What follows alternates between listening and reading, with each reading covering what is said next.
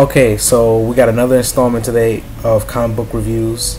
I'm gonna do three titles: one Image, one Marvel, one DC. I'm gonna try to give you a wide spectrum of books for you to read. Books that I read, I try to read as much as I can. I don't necessarily like Marvel that much, only because they're $4 books, but that's not the point. I'm gonna get into it. The first book I will be reviewing is Daredevil number 17. I'm gonna give you the cover. They changed the artist. The artist is now Michael Allred. It's actually for the better. Actually, I actually like the new art compared to the old art. This is the old art, so you can see it's a little more gritty. And the new art, the thing I like about the new art is that they focus a lot on like facial features and the eyes. As you can see, it looks a lot better. I'll get you a good look at that. Okay, so the book is really good. It's a standalone book, so if you want to just pick up the series from 17, you can.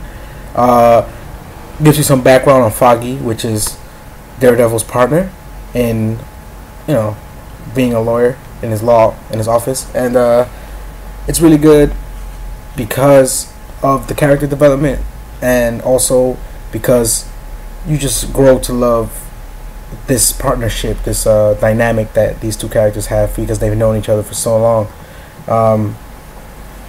And pretty much, this is pretty much like an origin story, more or less. It's a flashback, so if you want to read this, you could definitely start the series off with number 17. I suggest you read it. You will fall in love with this book as soon as you read this issue.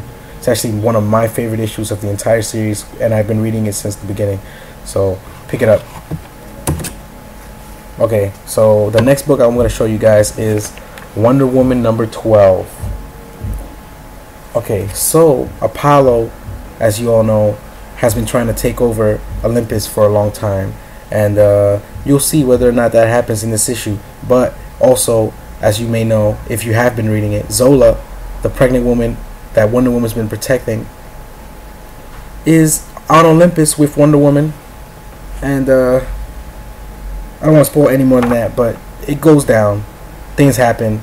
A brand new status quo. It's gonna change completely after this.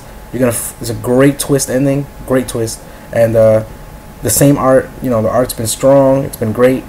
If you haven't read this, I suggest you pick up the trade. I think the trade is out. It might be a hardcover. If you guys are not a fan of hardcovers, I'm certainly not a fan of hardcovers. You should go pick it up. But anyways, try to pick it up. Try to catch up. You might be able to find the issues if you look hard enough. I don't like to do that, but Okay, so this is the third one I'm doing. It's called Revival by Image. This is the second issue that's come out. This is the cover. Look at that. Check that out, and check this out. It's $2.99. Of course, Image doesn't really stray from that price, but I would say this book is a mixed bag. The thing I didn't like about this book was that it felt as though they were trying to introduce too many new dynamics to the book. If you read the first issue, it was very straight, like forward to the point. You meet 2-3 characters, and they have, a little adventure, and you find out what the book is about by the end of the book. There's a few things a few little things that they throw in there, a few little nods that you're not gonna know exactly what they're talking about, but you will. They're gonna foreshadow a lot. But the second issue it's okay. I would say I'll give it another 3 issues. I always like to give books at least a trade's worth of reading before I drop it. It's definitely not the worst book I've read. A bit of character development. The story, they didn't develop the story pretty much at all. They just introduced 2 new characters, if I'm not mistaken, and 3 new characters actually. No, 4 new characters in one book. I think that's a little bit too much. They should have maybe stretched that out a little bit. When it comes to comic books, I like to read I like to be able to understand everything that's going on without getting a headache, and sometimes that happens to me. I don't know, it might just be me, but it's a little too much happening. But I would give it 7 out of 10. I don't really like to grade books, but I would say if you're already reading it, keep reading it. I will let you guys know next month when I read the 3rd issue whether or not you should pick up the entire series. if it gets any better or if it's getting worse. You know, just letting you guys know so you won't waste any money.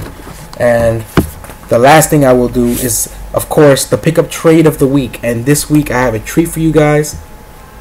You're gonna love this. Chew Volume 1. I'm pretty sure you guys have heard of it. If you haven't read it, you have to read this. It's so good. It is only $9.99 for the first trade. You can't go wrong. The art is great, as you can see. Look at that. It's just funny. It's really funny. It's about it's in a different setting. I think it's, you know, America. I don't know exactly what's going on, but chicken is illegal in this world. Why chicken is illegal? You have to find out. And the main character has a very interesting power. I forget the name of it. I think it's Cybopath, if I'm not mistaken. Pretty much he can eat something and figure out the entire history of it. He can figure out where it's been.